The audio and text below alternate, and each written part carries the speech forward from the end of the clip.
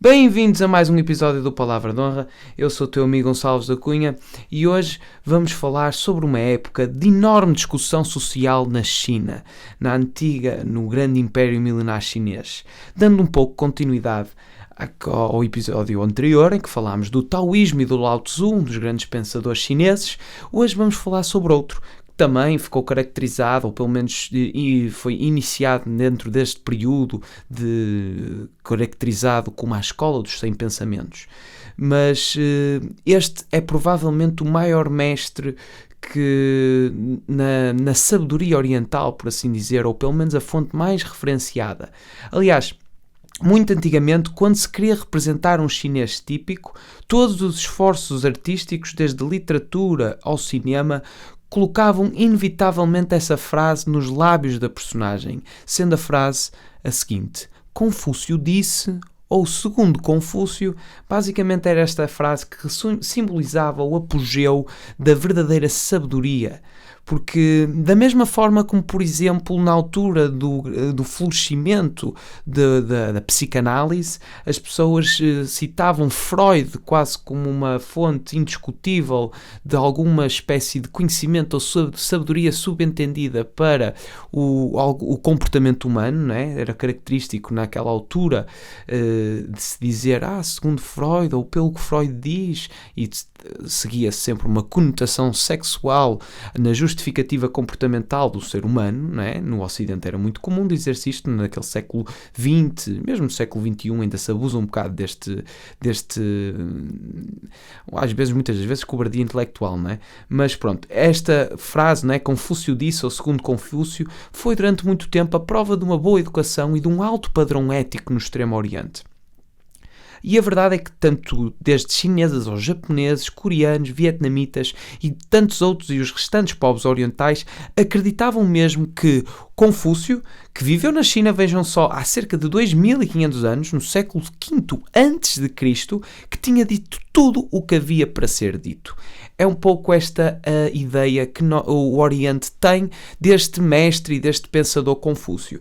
E se uma das pertinências ou preponderâncias deste exercício de visitar agora um pouco a propriedade intelectual do Oriente se justifica precisamente pelos paralelismos que podemos estabelecer para com aquilo que temos vindo a trabalhar relativamente ao Ocidente, podemos claramente fazer aqui uma comparação bastante legítima entre esta personagem Confúcio com a personagem Sócrates. De certa forma levaram os dois uma vida bastante semelhante, não tiveram o mesmo desfecho, enquanto que Sócrates teve um pouco esta espécie de sacrifício messiânico em termos de intelectualidade. O Confúcio não foi condenado à morte, portanto nesse aspecto o desfecho é claramente diferente, mas também teve um enorme insucesso em vida, Confúcio, apesar de toda esta propriedade intelectual e deste regozijo póstumo a que ele foi submetido, ele não teve grande sucesso. Na verdade, o Confúcio tinha tudo para dar mal. E normalmente, e como já deves desconfiar, e costuma ser característico destes grandes homens e de grandes mulheres, costuma ser característica esta particularidade de tudo, ou pelo menos a faticidade com que esta pessoa se deparou na sua existência, tudo parece estar a condená-la para uma vida de insucesso, de amargura e de tragédia, e no entanto a pessoa consegue superar e ascender completamente até alguns a esta característica transcendência, que é o facto de passar 2500 anos ainda estamos a refletir sinceramente e com bastante pertinência, ainda estamos a ler devidamente e a refletir sobre estes aforismos e estas grandes analogias intelectuais que estes mestres pensadores que já desapareceram há tanto tempo tiveram para nos dizer. E era por isso um pouco que o Nietzsche recomendava mesmo a todos o insucesso, a adversidade, pois era ela que moldava caráter. Era assim que ele até acabava por desejar ao seu próximo todas essas grandes adversidades e conflitos na vida, porque só isso é que levaria a uma excelência, a uma nobreza de caráter, por assim dizer. Ora bem, Confúcio ficou claramente, o seu pensamento foi focado no comportamento humano e acabou mesmo por modelar toda a história da China e, consequentemente, o Extremo Oriente. E uma das principais contribuições para ele, tendo em conta que ele efetivamente teve este exercício de ser mais terreno, ele não tinha grande fulgor no que toca a empreendimentos metafísicos, ou pelo menos nem sequer se dedicava um pouco a essas questões de metafísica e de algo relacionado com transcendência. Ele importava-se sim com questões terrenas e questões humanas e éticas. Portanto, uma das principais contributos intelectuais que ele teve foi efetivamente substituir um sistema aristocrático que se baseava um pouco nesta espécie de superioridade hereditária, não é? Esta ideia de linhagem quase monárquica, por assim dizer, por outro sistema pautado sim pela superioridade moral. E Confúcio tornou-se mesmo o ideal do instrutor intelectual e ético. E não é surpreendente que até hoje a data do seu aniversário, que é o 28 de setembro, é ainda comemorado pelos chineses como o Dia do Professor. Portanto, claramente, o Confúcio teve um enorme papel e um enorme contributo intelectual no que toca à exploração e ao aprofundamento, não é, por assim dizer, do pensamento ético, moral e de como o Estado deveria agir em relação com o cidadão, e o cidadão em relação com o Estado, o cidadão em relação com a família, tudo, ou seja, o comportamento moral do indivíduo e o comportamento moral coletivo eram as principais ocupações intelectuais às quais o Confúcio se debruçava, e isto era efetivamente aquilo que ele realmente trabalhava e escrevia e pensava e refletia um pouco por isso. Era muito, aliás, exclusivamente sobre isto. Naturalmente que o Confúcio também tem uma vertente um pouco religiosa.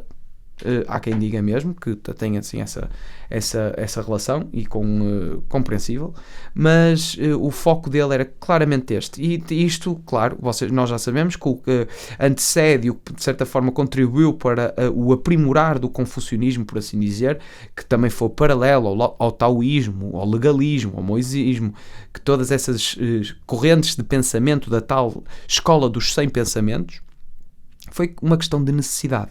O Estado chinês vivia numa barbárie completamente instável, apesar de ter sido na dinastia Zhou, a verdade é que tinha esta particularidade de estar um bocado dividido por Estados autónomos que combatiam entre si e faziam uma espécie de submissão do forte para com o mais fraco.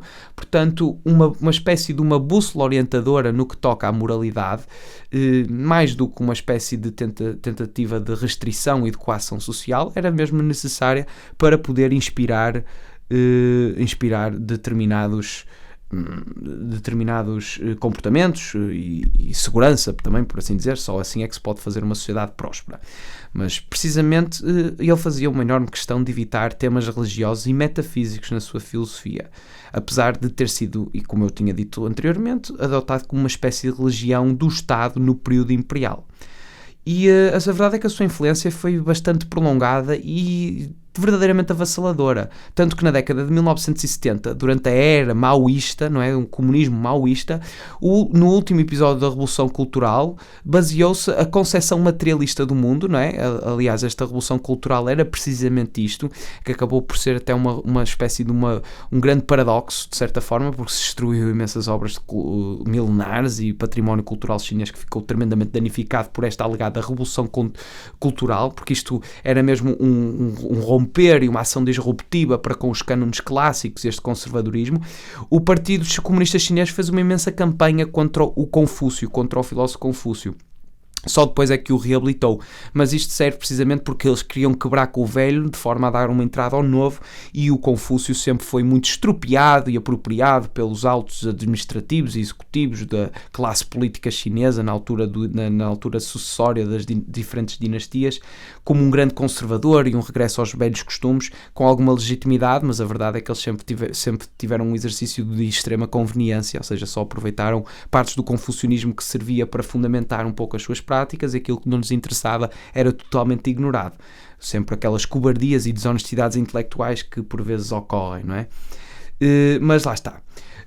Retomando então, isto só para dar um pouco a entender a preponderância que este pensador teve até na década de 70, vejam só, ainda estavam bastante escritos e ainda hoje estão, e é mais uma obra que eu recomendo vivamente. Esta é claramente composta, os Analectos são claramente compostos unicamente de aforismos, portanto são frases, nem que seja pelo próprio exercício de pôr uma frasezinha no Instagram, assim com uma fotografia a olhar para um pôr do sol, isto também serve, e pelo menos ainda vai uma frase de Confúcio assim anexada a um exercício narcisista, é sempre recomendável. É uma forma de equilibrar o bem e o mal. Mas pronto, Kongqiu era o nome verdadeiro de Confúcio.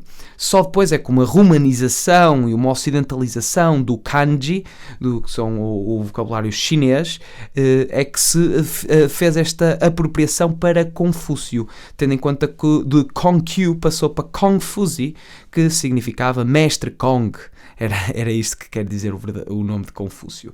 E ele viveu provavelmente, não se sabe, com alguma segurança, porque é sempre difícil, não havia Wikipédia na altura, viveu entre 551 a.C. e 479 a.C. Vejam só, isto é realmente tipo mais de 2500 anos e ainda estamos a falar dele, incrível. E foi realmente conhecida na tal época conhecida na China como a época da primavera e do outono, na tal dinastia Zhou, a dinastia Zhou que nós falámos, que também viu a insurgência do taoísmo e o elevar do taoísmo. Mas o Confúcio não nasceu numa família abastada. Na verdade, o Confúcio, como eu tinha referido anteriormente, o Confúcio tinha tudo para dar mal. O que eu quero dizer com isto é precisamente o facto de que ele era tipo um jovem feio. É preciso sempre referir a dificuldade que isto é num mundo altamente materialista, não é? Que é sempre complicado quando uma pessoa é feia. E era uma pessoa que não nasce numa família abastada, não tem essa relação com a aristocracia e morre-lhe o pai aos 3 anos. O seu pai, nomeadamente, e nós podemos saber o nome dele, ou que se sabe, chamava-se Xu Lianghe, que tinha sido um magistrado e um guerreiro, não é? Que de relativa fama, ainda era conhecido, foi isso provavelmente, essa fama, essa reputação, que o levou a conhecer e a ter relações com uma mulher significativamente mais nova. Ou seja, este Xu Lianghe, pai de Confúcio, tinha 70 anos quando se casou com a mãe dele, com a mãe de Confúcio, que na altura era uma jovem de 15 anos chamada Yan Shengzai. Portanto, obviamente que quando um homem de 70 anos engravida uma mulher de 15, isto não é propriamente comum na nossa sociedade atual, mas é evidente que nunca dali não se vai parir um homem espadaúdo e bonito, não é? Evidentemente, estamos a uns genes um bocado cansados ali a procriar com uns genes completamente ainda nem feitos, não é? Esta pedofilia descarada é muito semelhante às aberrações incestuosas e pronto, o Confúcio não teve essa sorte. E, aliás, ele tinha mais 10 irmãos e o Confúcio era o mais novo. Precisamente por isso é que se justifica ele não ter convivido muito tempo com o seu pai, que morre quando ele tem 3 anos de idade, o que o obriga desde cedo a trabalhar para ajudar no sustento da família.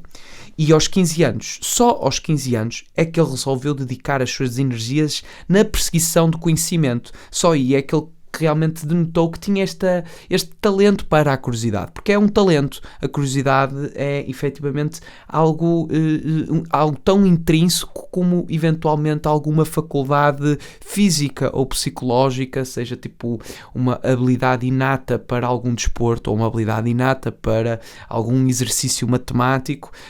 A curiosidade também é um talento que tanto poderá ser uma bênção como uma maldição, bem sabemos. Mas só a partir dos 15 anos é que ele teve efetivamente essa oportunidade de aprofundar essa curiosidade indomável, porque até lá ele foi pastor, vaqueiro, funcionário público e bibliotecário, ou guarda-livros, como se costuma dizer. E foi até neste último ofício onde ele conseguiu colecionar muito do conhecimento e consecutivamente a tal simplificação nesses aforismos tão poéticos que ele realmente precisava de poucas palavras para dizer muito. E isso é sempre um exercício filosófico, é chamada como a navalha de Occam, que é tipo, se não consegues dizer por poucas palavras e de uma forma simples, é porque se calhar não existe veracidade no que estás a dizer. Então, se usares assim uma grande salada de palavras, então provavelmente não amestraste o conhecimento que estás a tentar propagandear, e isto é semelhante à máxima einsteiniana em que ele diz que se não sabes explicar para miúdos é porque não entendeste bem.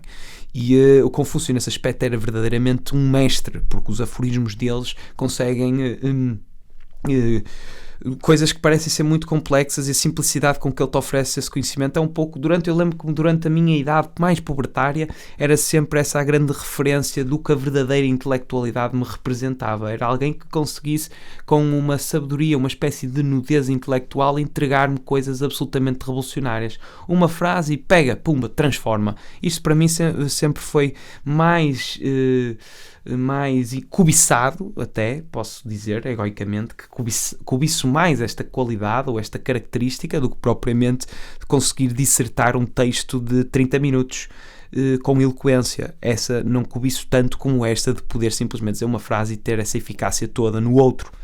E o Confúcio nesse aspecto era um mestre. Mas lá está, o país naquela altura estava caracterizado, que é esta tal altura que é considerada o período da primavera e outono, foi um período em que a estrutura socioeconómica era muito semelhante à do feudalismo europeu. Porque, embora tivesse a ser governado oficialmente pela dinastia Zhou, que, como nós vimos no episódio anterior, e aqui voltamos a reforçar, durou de 1046 a 256 a.C., e apesar de ter dado uma grande estabilidade no seu momento inicial, depois de ter destituído os responsáveis oficiais da dinastia Chang, o país encontrava-se verdadeiramente dividido em centenas de principados, por assim dizer, ou estados de guerreiros, que são depois consecutivos, são eles posteriormente, estes guerreiros que vão voltar vão acabar e vão terminar abruptamente a dinastia Zhou. A verdade é que os Zhou, ou o clã Zhou, exercia o seu poder apenas sobre uma pequena região, enquanto os demais, os restantes príncipes, tinham uma grande autonomia nos seus desfechos, nas suas políticas internas, e naturalmente que, sem grandes eufemismos, o resultado era normalmente a submissão dos tais principados fracos aos mais fortes. Eram guerras frequentes, barbárie e brutalidade nos cotidianos da vida de toda a gente, e uma vida tremendamente dura para a população. Ou seja, esta é a conjuntura, ou pelo menos o contexto socioeconómico, cultural, em que o Confúcio cresce, e é haver esta decadência e esta barbaridade e esta falta de comportamento virtuoso que de certa forma inspira o Confúcio na procura do seu conhecimento, de forma a conseguir realizar algo que possa ajudar. É o que eu digo, os pensamentos intelectuais do Oriente não são tão focados para a metafísica ou para a explicação química ou do elemento primordial que compõe a existência e o fenómeno existencial e cosmológico. É mais focado para uma questão de necessidade de governação do Estado, porque os problemas terrenos eram demasiado imediatos para se poderem debruçar sobre exercícios mais abstratos, apesar de o Lao Tzu ser um bocado um asceta contemplativo e se debruçar e gostar mais de refletir sobre a ideia do Tao e a ideia de jornada do que propriamente um código ético-moral que ajudasse a aliviar o país destas grandes dificuldades. E há outra particularidade muito interessante, até relacionada com este contexto temporal e esta dinastia Zhou, que é o duque de Zhou, que era Zhu Gong, que foi morto 5 séculos antes, e foi este quem consolidou a dinastia Zhou e era considerado o herói cultural da China. E segundo esta tradição, eu digo isto porquê? Porque segundo a tradição, foi ele que tinha anotado os 64 hexagramas do primeiro Xing, que era o livro das mutações, que era utilizado como oráculo. Ou seja, isto é um pequeno pormenor, não é? Obviamente que nem eu saberia dizer isto se eventualmente não tivesse aqui a minha cábula, mas a verdade é que era um homem que era uma referência moral, era uma espécie, por ser este herói cultural e por ter combatido a enorme corrupção que tinha caracterizado a dinastia Shang, ele era um homem altamente, era um arquétipo de um homem virtuoso e com esta moralidade. Era um pouco um grande exemplo.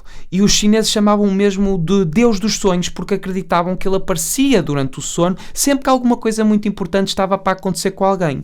E o Confúcio pegou um pouco nesta ideia que se tinha alastrado pelo imaginário coletivo da civilização na altura, ou dos chineses na altura, e o Confúcio via nele o cavalheiro ético, ou seja, o arquétipo do cavalheiro perfeito que ele havia idealizado para a sua referência moral.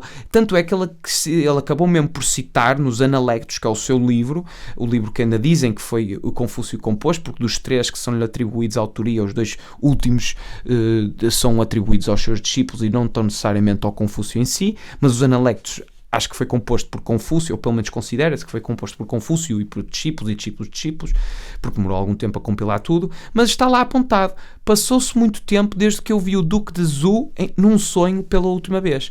Isto serve precisamente para metaforizar e revelar o seu descontentamento com o tempo presente e a sua nostalgia com o passado, que tanto caracterizou a obra de Confúcio. Porque no fundo, o que o Confúcio fez, ele não trouxe novidade, não trouxe inovação. O que ele traz é precisamente uma compilação intelectual, porque ele era um historiador mais que tudo, foi ver para trás e trouxe alguns comportamentos, algumas referências ético-morais que ele achava que contribuiriam bem para se viver em harmonia coletivamente. Ou seja, é um pouco isto que ele faz. E o Confúcio estava mesmo convencido de que o céu o havia escolhido para restaurar a ordem e salvar a civilização, da mesma maneira que os antigos Zhous afirmavam ter um mandato celestial para governar o país. E nós vimos que na dinastia Zhou havia este tal mandato do céu, que não precisava ter não havia hereditariedade a uma linhagem, mas era Deus que determinava quem é que iria governar. Pronto, da mesma forma Confúcio julgava que era assim que ele tinha sido também selecionado para restaurar a ordem e salvar a civilização, por causa daquilo que o caracterizava. E aqui é um dos casos em que nós vemos todo o ser humano é um ser histórico, ou seja, todo o ser humano é um ser temporal. Está enclausurado pelo tempo em que vive, naturalmente. Isto é um pouco aquela assertividade hegeliana, não é? É o Hegel que diz isto, não é? Que o ser humano é um ser histórico. Então, naturalmente, que as obras de um ser humano foram feitas num determinado tempo e é sempre injusto colocarmos os nossos óculos éticos, não é? Isto para dizer aquelas graduações ético-morais que nós já aplicamos na nossa conjuntura atual e analisar com esse olhar crítico estas propriedades intelectuais de tempos tão distantes e remotos. E a verdade é que o Confúcio é mais um exemplo de que efetivamente não se deve fazer isso, porque ele foi altamente conservador, porque ele queria efetivamente encontrar uma solução pragmática e imediata para restaurar a ordem e para impedir a contínua decadência a que ele testemunhava. Uma das grandes frases que o Confúcio disse sobre a sua vida já no final é bastante reveladora da peregrinação intelectual ou desta grande jornada de descobrimento que o orientou em vida. E ele diz assim: aos 15 anos orientei a minha mente para aprender. Aos 30 plantei os meus pés firmemente no chão. Aos 40 não tinha mais dúvidas. Aos 50 conheci a vontade do céu. Aos 60 o meu ouvido estava sintonizado. Aos 70 sigo todos os desejos do meu coração sem transgredir nenhuma regra. Esta foi uma frase do Confúcio que caracteriza quase em uma espécie de décadas, por assim dizer, desde os 15 até aos 70. E a sua ideologia isto é que é bastante interessante, porque a obra dele, como nós já vimos, é bastante terrena e foi teve um prolongamento bastante significativo na civilização chinesa. Mas a sua ideologia de organização da sociedade procurava recuperar os valores antigos que tinham sido perdidos pelos homens da sua época. No entanto, esta sua busca pelo Tao, ou seja, acaba por ser uma perseguição muito semelhante ao do Lao Tzu, que é a perseguição pelo equilíbrio, esta coisa indescritível, esta harmonização e esta virtude, né? Usava uma abordagem muito diferente desta noção de desapego ou de desprendimento que foi proposta pelos taoístas. A sua teoria baseava-se num critério bem mais realista, onde a prática do comportamento ritual daria uma possibilidade real aos praticantes da sua doutrina de viver em harmonia. E isto é mais que sabido e documentado. O Confúcio era ritualesco, mas não um ritual à semelhança, por exemplo, dos rituais shintoístas no Japão ou dos rituais mais teatrais. Ele entendia ritual como todas as ações do cotidiano, o jantar, o almoçar, o lanchar. Eu estou a dar pequenos exemplos, mas era isto que ele entendia como ritual. Entender sempre esta espécie de gratidão existencial em tudo o que se faz, em todos estes momentos de comunhão, em todos estes momentos de comunidade, estes momentos até de individualidade. Tudo isto para ele era bastante ritualizado e é um pouco onde ele diz que é este pragmatismo que nos levaria a uma vida melhor. Confúcio não pregava a aceitação plena de um papel definido para os elementos da sociedade, mas pregava sim que cada um cumprisse com o seu dever de forma correta. O condicionamento dos hábitos, que era isso que ele dava na ideia de desapego e desprendimento, servia apenas para temperar os espíritos de forma a evitar excessos. Portanto, a sua doutrina, ultimamente ou derradeiramente, apregoava a criação de uma sociedade capaz, culturalmente instruída e disposta ao bem-estar comum. E a sua escola, né, foi sistematizada nos seguintes princípios, que são efetivamente os grandes alicerces do pensamento de Confúcio, ou os alicerces do confucionismo. E o primeiro... Isto não tem propriamente uma ordem, há uma horizontalidade em todos os princípios. Estamos a falar de 6 princípios. Eu começo pelo Ren, ou Hen, não sei bem, há várias traduções para isto, mas isto é o sentimento de humanidade, de altruísmo. Aqui é que entra a grande velha máxima de Confúcio, mais conhecida, tão popular, que é: não façais aos outros o que não queres que te façam a ti.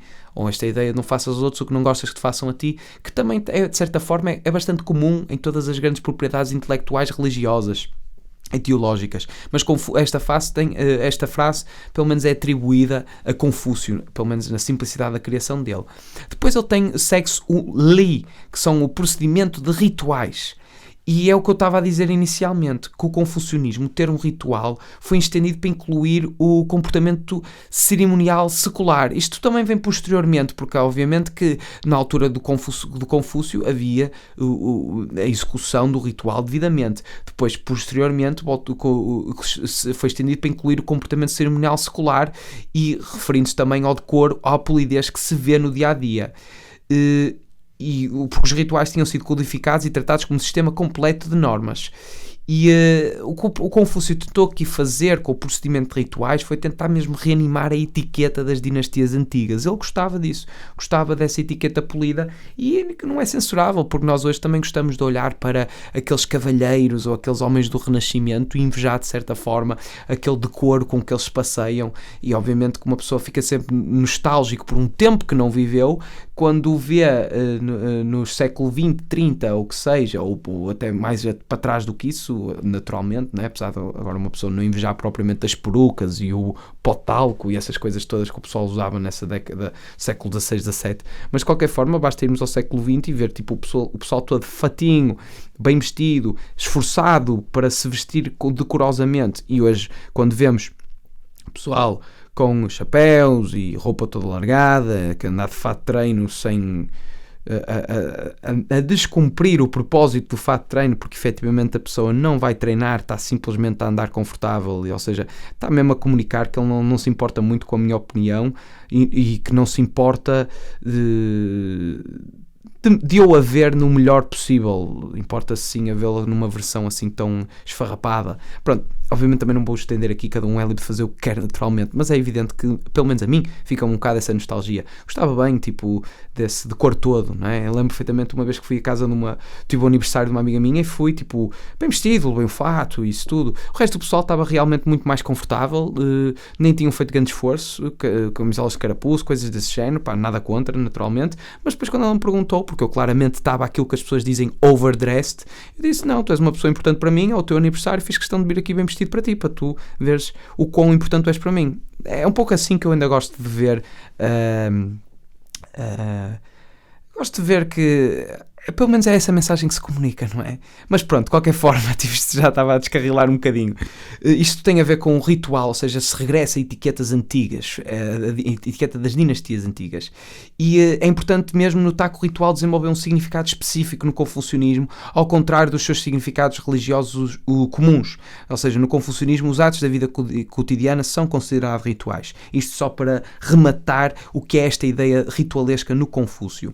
Depois temos o Zi, ou conhecimento ou sabedoria moral, esta ideia de perseguir o conhecimento, perseguir esta curiosidade, perseguir o ato virtuoso, ter esta introspeção diária sobre os seus comportamentos, refletir bem sobre como está a agir. Depois temos o Shin, ou seja, está tudo relacionado um com o outro para criar essa tal harmonia. O Shin tem a ver com integridade, isto é a ideia do que é virtude e do que é vício, estar sempre bem presente na resolução de uma determinada ação. Depois temos Zing, ou a lealdade. A lealdade ou a piedade filial, que é outro dos grandes termos que caracteriza a obra confuciana, por assim dizer. E a lealdade era efetivamente uma extensão dos deveres do indivíduo com os amigos, com o companheiro ou companheira e os familiares.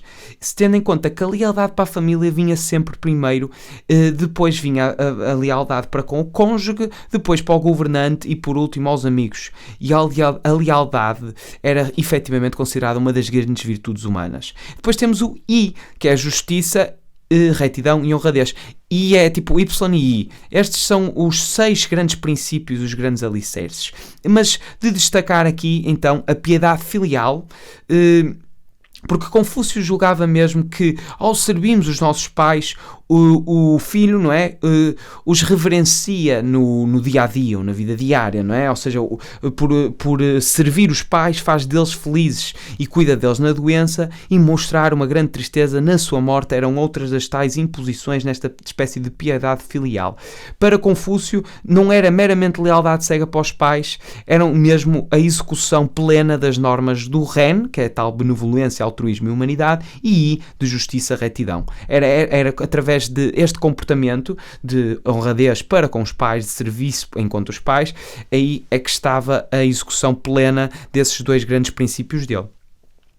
E obviamente que posteriormente a piedade filial foi bastante enfatizada no confucionismo, porque a devoção aos pais era frequentemente associada com a devoção ao Estado. Portanto, servia muito bem os propósitos de ter pessoas submissas e que não fossem subversivas relativamente ao Estado. E cada um destes princípios ou destes alicerces relaciona-se, lá está, é tal ideia de harmonia, e ligam-se entre eles, não é? E lá está. Era a ausência, pelo menos destes nortes, ou pelo menos desta orientação norteada no que toca materializada por estes 6 princípios, que se encontrava a justificação pela decadência da sociedade. Esta grande máxima confuciana do não façais aos outros aquilo que não quereis que vos façam, né? Isto também é falado um bocado numa espécie de terminologia bíblica, no sentido em que é aplicado o vós, não sei se vem da tradução, mas de qualquer forma é assim que foi dito por ele. Estava completamente ausente, não é? Portanto, era isto esta reflexão do comportamento individual e do reflexo no comportamento alheio, ou pelo menos o que o outro poderá agir, que estava ausente no diálogo interno de cada uma das pessoas e principalmente dos estadistas da altura. E Confúcio também é importante dizer que não procurou uma definição aprofundada sobre a natureza humana, mas parece ter acreditado sempre no valor da educação para a condicionar. Ou seja, se o Confúcio ele não é perentório quando diz o ser humano é assim ou o ser humano é aquilo, até existe uma certa ambiguidade relativamente à natureza humana, precisamente por não ser um tópico que ele tivesse abordado com alguma frequência, ou pelo menos não foi um exercício que ele deve ter considerado pertinente na altura. O que ele considerou pertinente, sim, é de como a educação é preponderante para condicionar o vício, ou pelo menos a inclinação intrínseca para o comportamento vicioso no homem, e para cultivar a virtude ou a tal excelência. A araté de Aristóteles. Aqui é um paralelismo muito facilmente feito com esta ideia da felicidade aristotélica, como nós podemos ver, não é? E na sua bibliografia, era o que estava a dizer anteriormente, é constituída por 3 livros básicos, sendo que os 2 últimos são atribuídos aos seus discípulos. O primeiro é o chamado Lun Yu, que são os diálogos, ou os analectos, no qual se encontra a síntese da sua doutrina, e aquilo que nós referimos quando queremos perceber quem foi efetivamente Confúcio. E depois temos o Da Xue, que é o grande ensinamento, e o Zongyong, ou Zhongyang, ou a doutrina do meio. Isto também já tem alguns paralelismos, não é paralelismos, mas já tem assim algumas, como é que eu ia dizer, coisas um bocado semelhantes com o budismo também. A doutrina do meio, do comportamento moderado, do temperamento pausado, um pouco também já... É normal que se verifique assim algumas semelhanças, não é? Porque parece sempre que a resposta está ali, tipo, perto da ponta da língua, por assim dizer, mas temos que dar rotundas sempre intelectualmente e sensorialmente para tentar ir buscar a tal simplicidade que eu, pessoalmente, confesso, cobiço. Os Analectos, que foi o único livro que se sabe com segurança ser um registro das suas ideias, reúne aforismos e pequenas sentenças, por assim dizer. Ou seja, enfatiza as virtudes que, teoricamente, para ele, não é, deveriam modelar o comportamento individual e o relacionamento em sociedade. O Confúcio atribuía grande importância à política, muito à semelhança de Platão e muito à semelhança de Aristóteles, porque ele via na política uma extensão da ética. E ele dizia mesmo: o governo é sinónimo de honestidade. Ele disse. E ele disse porquê? Porque se o rei for honesto, não é? Como alguém ousaria ser desonesto? Pergunta ele, não é? Ou seja, a ideia de que o governo é o primeiro que não pode falhar, precisamente não só porque é a representatividade do povo, mas também porque eles é que têm que ter uma conduta exemplar e que inspire e que faça nos seus subordinados vontade de fazer igual. É esta espécie de inveja saudável, vá. Né? Tipo, a sociedade estaria significativamente melhor se nós invejássemos positivamente os nossos líderes, em vez de invejar, se calhar, os bens materiais que eles têm, ou de os odiar ou desprezar, precisamente por sabermos que o seu interesse é outro do que aquele que deveria cumprir a ideia do rei filósofo, né? Da ideia platónica. Uma das grandes novidades que foi introduzidas pelos Analectos, né, o livro dele, foi atribuir à palavra Junzi, que significa cavalheiro, um valor ético em vez de social. O Junzi é o tal homem ideal para o Confúcio, aquela ideia que ele tinha desenvolvido com o Duque de Zhou, que tínhamos falado anteriormente. E para o Confúcio, este homem ideal não era um aristocrata, não tinha uma espécie de ascendência hereditária, mas era alguém sim que, pela educação e pela prática da virtude com consistência, teria alcançado esta tal nobreza de caráter, esta excelência.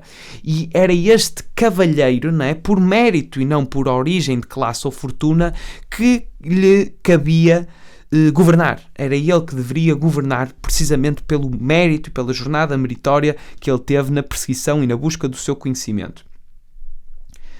E lá está, antes de Confúcio, o maior dos seus contemporâneos, o grande sábio Lao Tse, que nós já falámos do taoísmo, já tinha exaltado a virtude e feito críticas à ordem aristocrática quando ele compilou o livro, né, do Caminho da Jornada.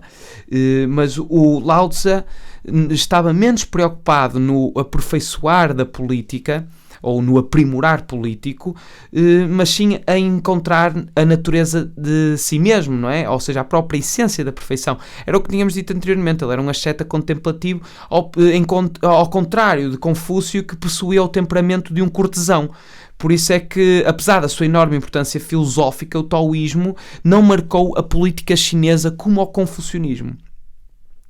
E o conceito confuciano de Junzi exerceu uma enorme e duradoura influência. A verdade é essa, porque abalou o poder da aristocracia hereditária e legitimou a instauração de um governo burocrático baseado no mérito dos seus quadros. E isto durou mais de 2000 anos. Ou seja, o Império Chinês foi dirigido por funcionários públicos que tinham que ser aprovados em concursos abertos à participação de diferentes classes sociais, só para verem a preponderância e a força, a conotação transformadora que teve esta ideia do cavalheiro não por origem, mas sim por mérito.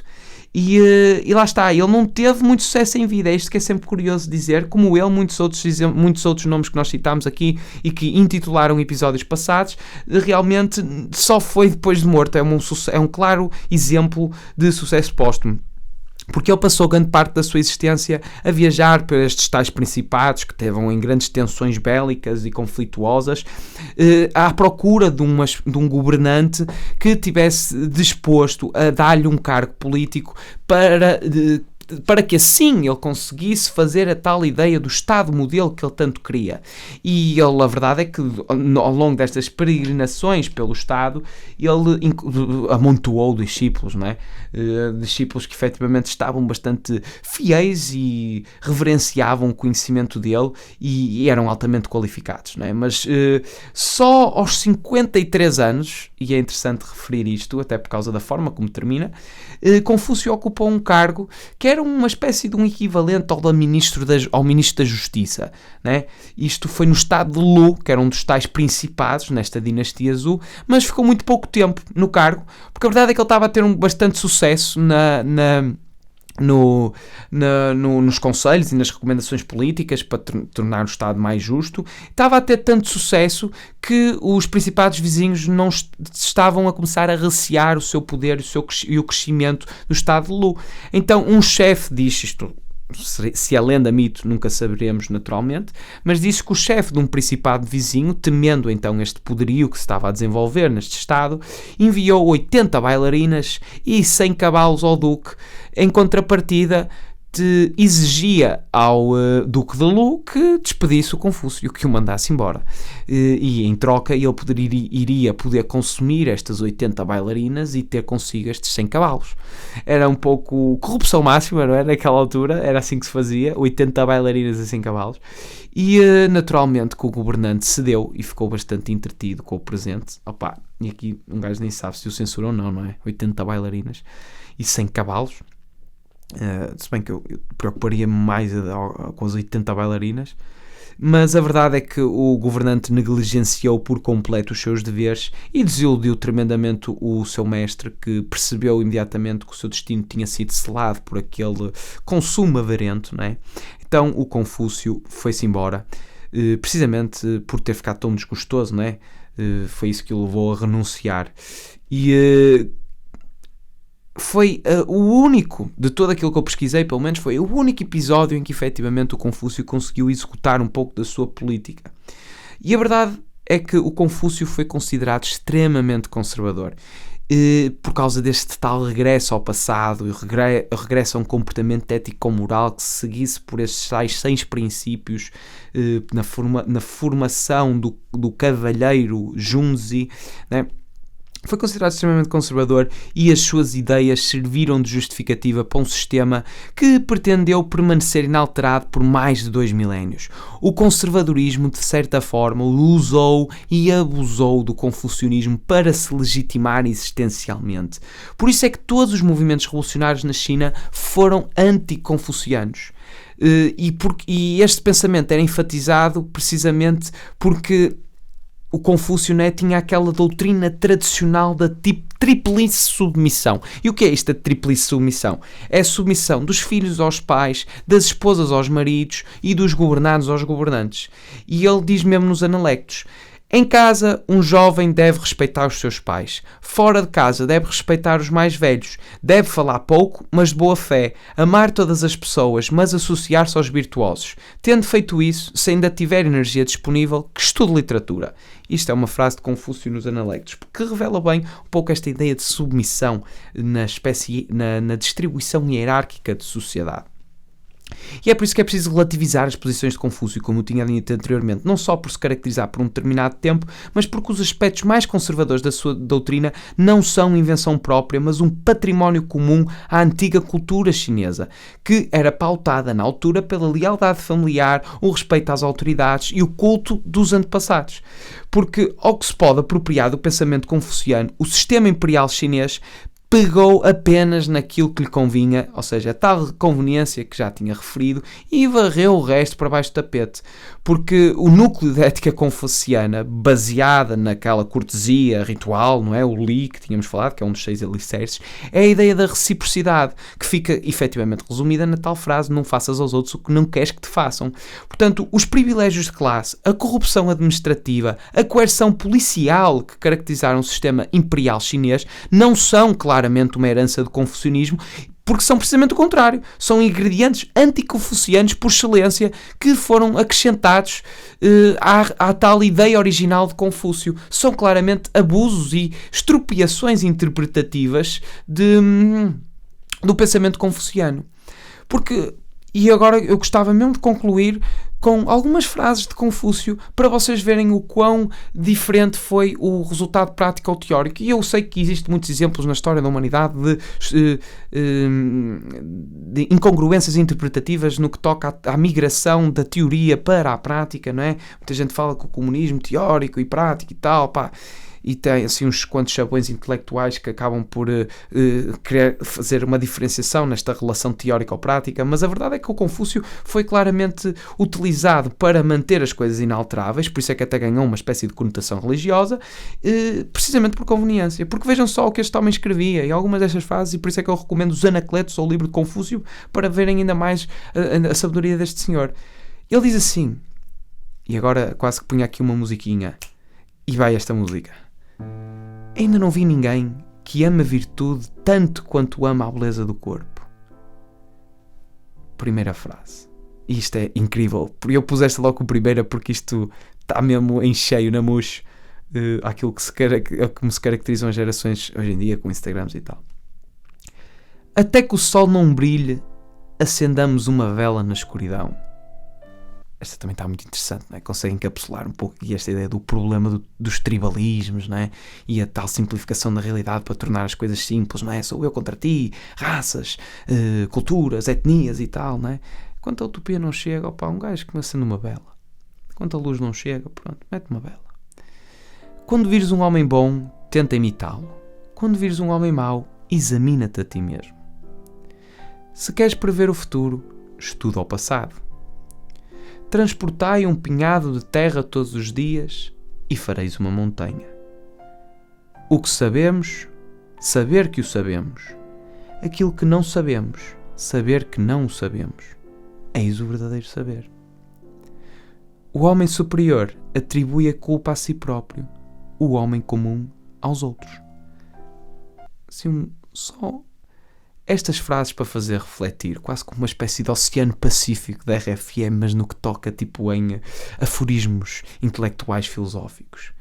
E a verdade, e concluímos com isto, que Confúcio, antes de morrer, afirmou: a grande montanha terá que desmoronar, a forte viga terá que quebrar, o homem sábio murcha como a planta.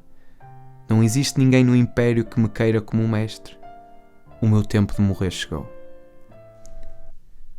Que pena que um homem que em vida não tenha depreendido o sucesso póstumo que teve e que estava ele longe de desconfiar que um português em 2020 iria encantar-se com o que ele tinha para nos dizer. E, efetivamente, estamos no ombro de gigantes. Muito obrigado e já sabes, se é uma chama sem parecer selo, vemo-nos no próximo episódio.